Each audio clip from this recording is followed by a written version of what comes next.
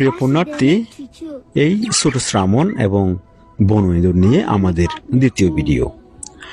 বরফে ঢাকা পাহাড়ের এক নীরব গর্তে বসে আছে এক ছোট শিশু বৌদ্ধ ভিক্ষু। চারপাশে প্রচন্ড শীত এবং নিস্তব্ধতা। সে কঠোর প্রকৃতির মাঝেই সে স্নেহভরে আদর করছে একটি বন ইঁদুরকে। আশ্চর্যের বিষয়, ইঁদুরটিও সে আদর নির্ভয়ে গ্রহণ করছে। কোনো আতঙ্ক বা পালানোর চেষ্টা নেই। এই দৃশ্যটি শুধু মানুষের করুণা নয়, প্রাণীর গভীর অনুভূতির কথাও বলে। যেখানে ভয় নেই সেখানে বিশ্বাস জন্মায়, যেখানে বিশ্বাস আছে সেখানে সহিংসতার অবকাশ থাকে না। এটি আমাদের মনে করিয়ে দেয় বুদ্ধের শিক্ষা। অহিংসা কেবল আচরণ নয়, এটি এক ধরনের শক্তি যা এমনকি বন্যপ্রাণীর মনেও শান্তি আনে।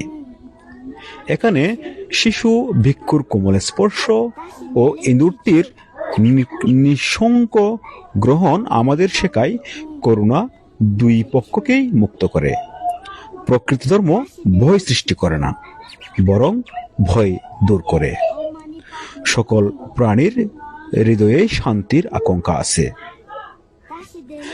প্রিয় পুণ্যার্থী, ভিডিওটি এত বেশি শেয়ার করবেন যেন সকল ফেসবুক ইউজারের কাছে এটি পৌঁছে যায়, এখান থেকে শিক্ষা নিতে পারে।